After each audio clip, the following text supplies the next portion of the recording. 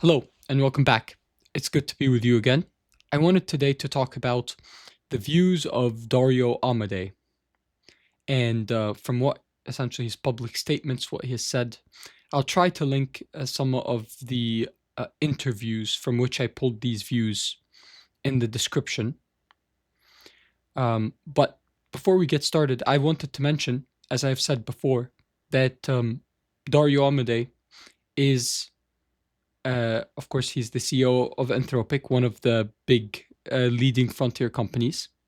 And he's, of all these tech CEOs, he's probably the most honorable, the the person who's easiest to respect.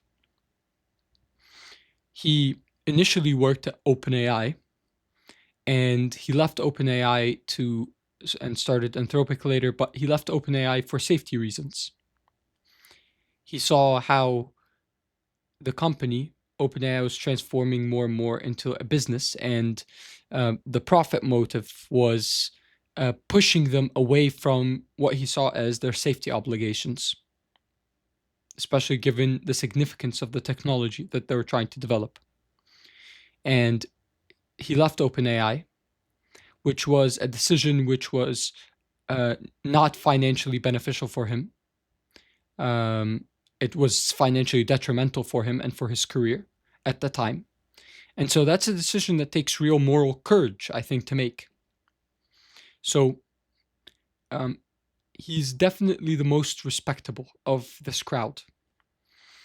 And even since then, Anthropic really does have the best safety culture of all these frontier companies. Admittedly, it's a low bar, but they do have the best safety culture. They have very good interpretability and alignment teams that publish high quality publications on the topic and that are real leaders in this field. So that's another great thing. He also openly talks about the threat of human extinction from artificial intelligence, which a lot of the other CEOs believe as well, but will only talk about behind closed doors. So he has that courage to talk about things that as the CEO of a leading frontier company, might not be the most strategic for him to talk about from a PR point of view. So he does and says a lot of things that I think makes him more than just some cynical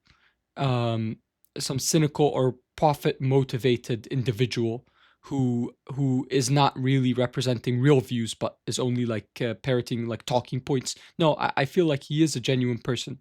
He does care about this, and yes, there are financial incentives that might be weighing in slightly into his motivations and actions, but I think that most of what he says, he is saying in earnest. And so that's why I think his views should be respected and engaged with. So I'll try to summarize very briefly what his views are, and then I'll talk a little bit about why I think they're wrong. So his views are effectively that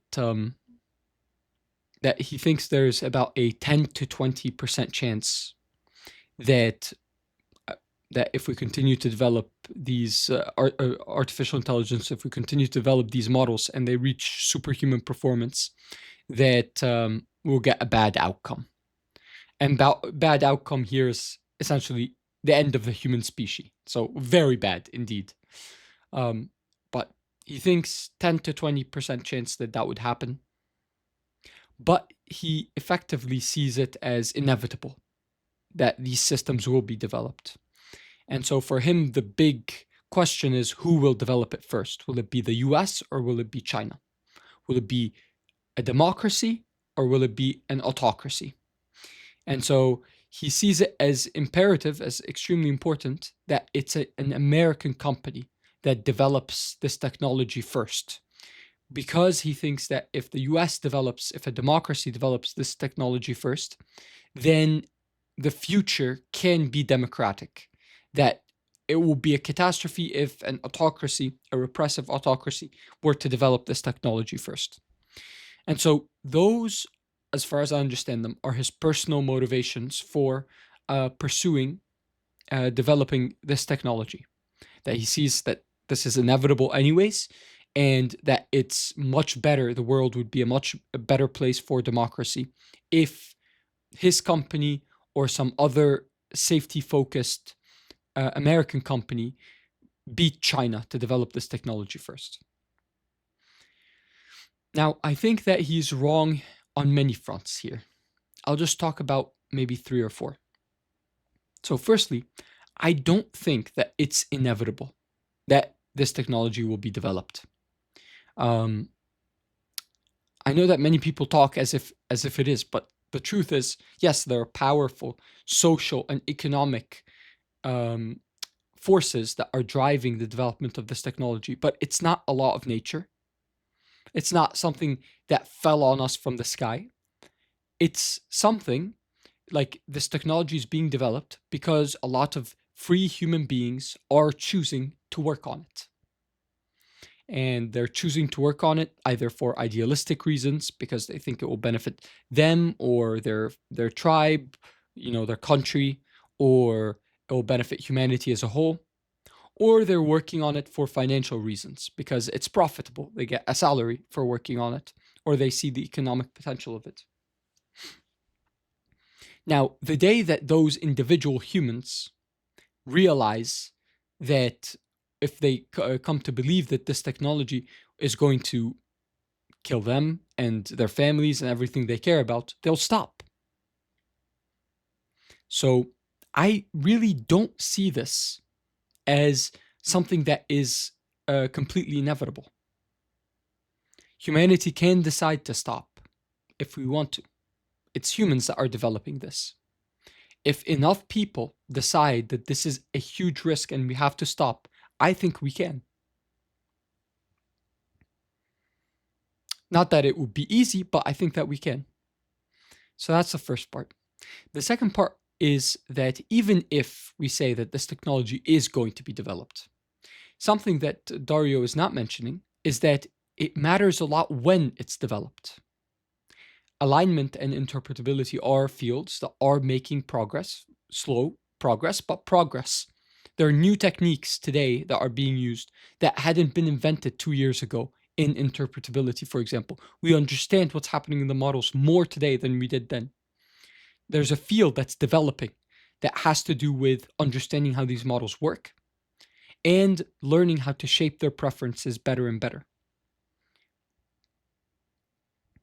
So all things being the same, if we reach the level at which these models are superhuman in today, it will be a fundamentally more dangerous. It will be our methods for controlling this model would necessarily be weaker than they would be had this technology been invented in 20 years rather than today. So there's a benefit to delay.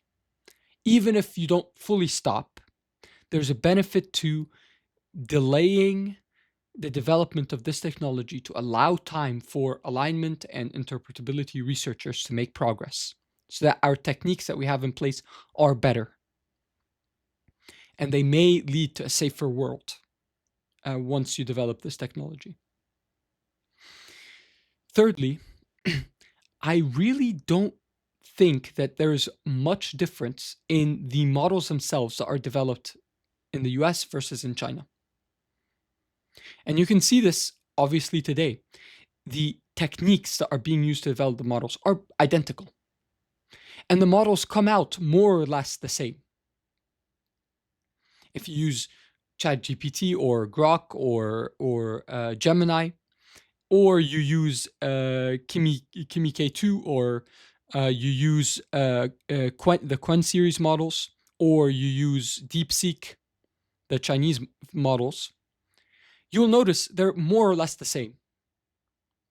They're trained on roughly the same training data, using the same pre-training techniques. And the post-training, most of post-training is exactly the same. Yes, maybe the Chinese models will for one stage of their post-training run on different uh, run essentially avoid different topics that American models would freely talk about. So there would be like a degree of added censorship maybe at the end, but they're not fundamentally like they wouldn't talk about, for example, Tiananmen Square or something like that. But they're fundamentally the same models. So the technology is exactly the same. I suppose the only real difference would be that whichever country maybe develops a superhuman model first would have a temporary advantage. Of course, if the models are going to kill everyone anyways, this advantage would be short-lived, but I suppose there would be a time where the country that develops it first would have a technological advantage. But I don't think, I mean, the US isn't looking to invade China.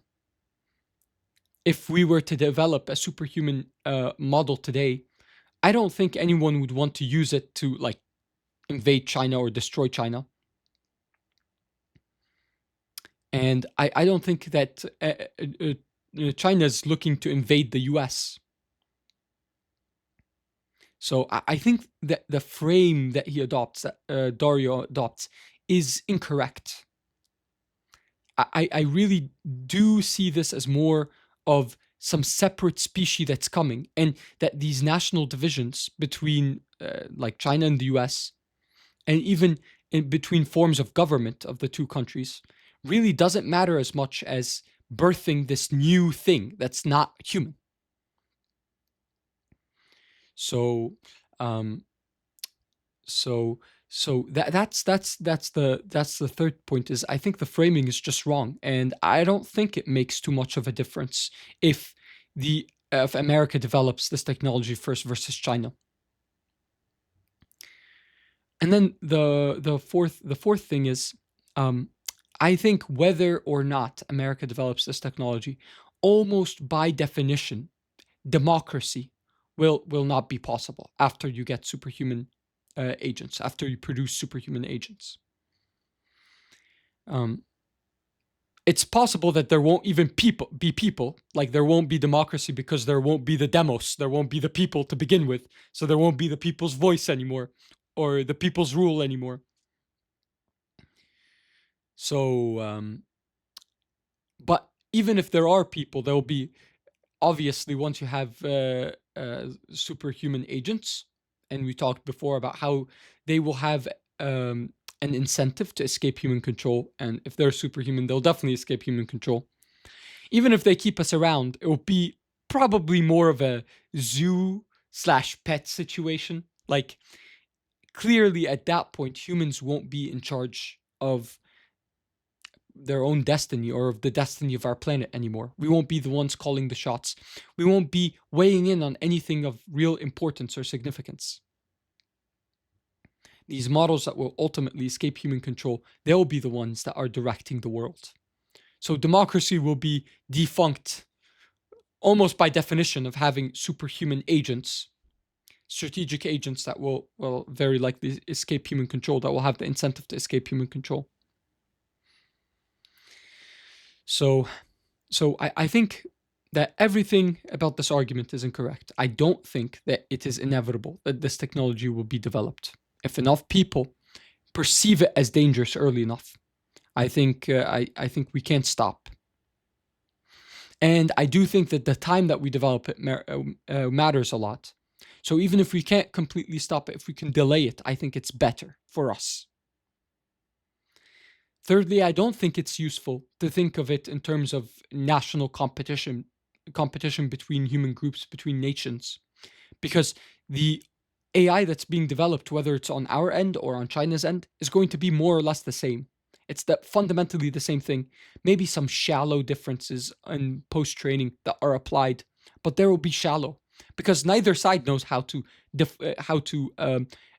build preferences into their models effectively. So it really doesn't matter. The two countries aren't developing AI in fundamentally different ways. It's not like we're developing good AI and they're developing bad AI, and so we should be first because then good AI will win. It's no one that we're building the models exactly the same ways.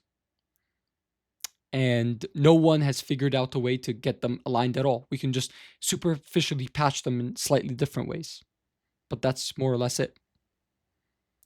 And if we do build superhuman agents and we don't control them, then that will be the end to democracy. That's the real threat to democracy. The real threat is you rush out a superhuman agent, and whatever crude techniques you try to use to control it break down immediately, and now it's in charge, and humans will never decide on anything ever of any importance anymore. It's these models that are calling the shots from this point on. And even if they do keep us alive, or some of us alive, even then we wouldn't ever have democracy again, in the true sense of the word, where the people are ruling on things that are important. And finally, I wanted to talk about something about the idea of democracy, which is that this technology is being developed, and their powerful interests are pushing to develop this technology. But who decided on this? If we're talking about democracy, and according to Dario, there's a 10 to 20% chance that this will wipe out humanity. What does democracy even mean if people aren't allowed to weigh in on a question like this, on whether to develop this technology or not? Like, what good is democracy? Or how can you say that in any sense you have a democracy if the people aren't being consulted about whether to build a technology that has a 10 to 20% chance of wiping them out, their families out, their children out, everyone they care about out, everything they care about will be gone? How can you not consult the people and call this democracy? And part of me feels that I know why this is happening. And I think that the reason is because if you were to send out a poll and you were to tell people that we're developing these artificial minds and we're finding them increasingly hard to control, and we think that if we keep developing them, they'll become superhuman, and then it will become really hard to control. And then we think that at that point, there's about a 10 to 20% chance that they'll decide to wipe you out along with your family and everything and everyone you care about. I think that if you were to ask most people that question, they would say, shut it down immediately.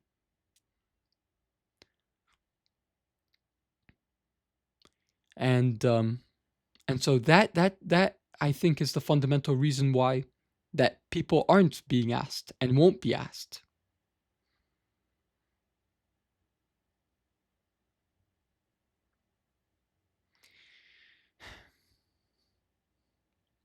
But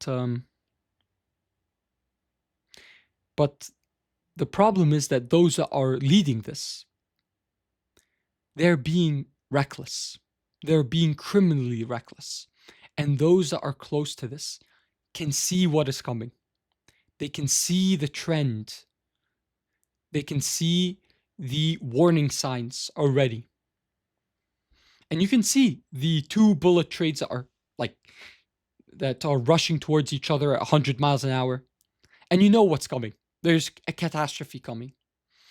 And when the catastrophe does come, then people will begin to wake up. Then people will begin to realize how reckless those in charge have been.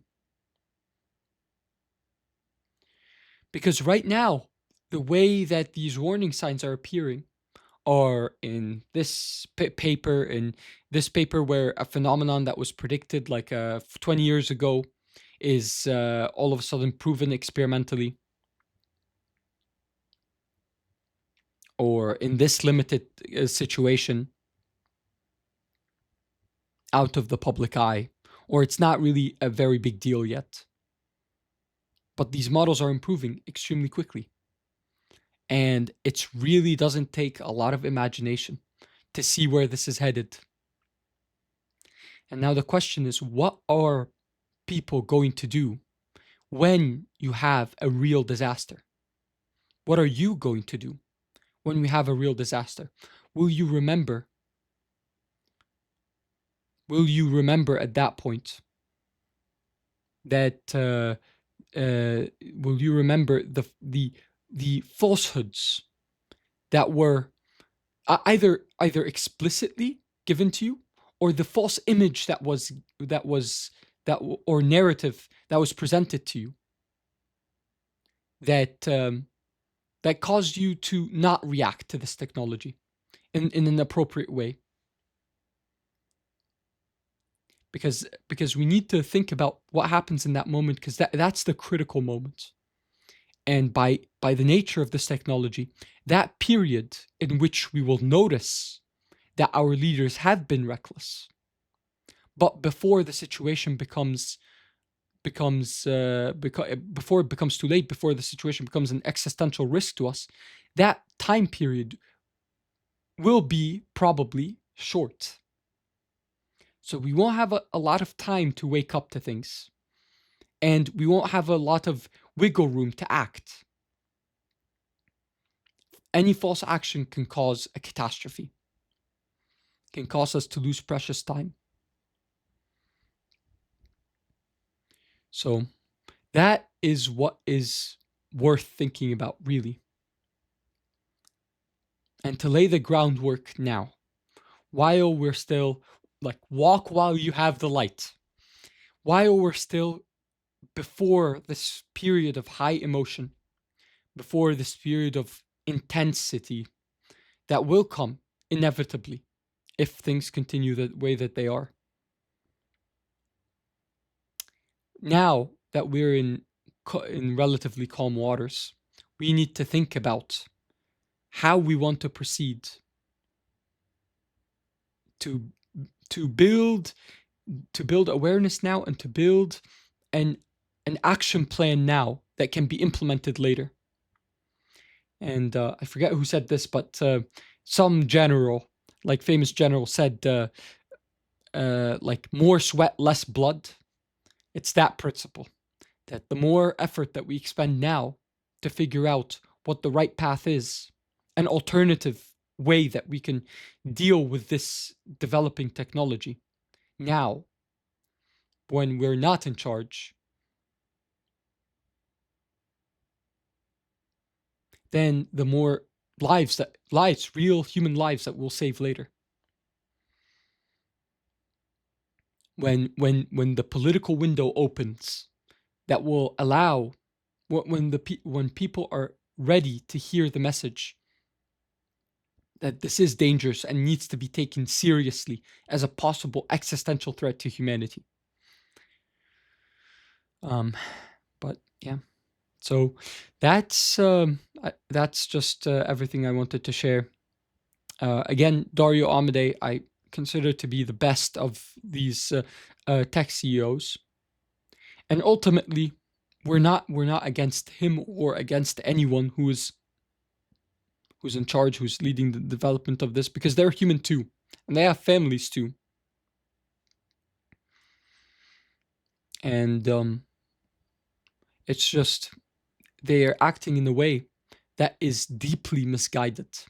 Even Dario, deeply misguided, and that can lead to a lot of suffering, not to mention the possible end of the human story. And so the arguments must be laid bare and thought through. So anyways, I hope that you enjoyed this conversation. Thank you very much for listening, and yeah, I'll talk to you all later.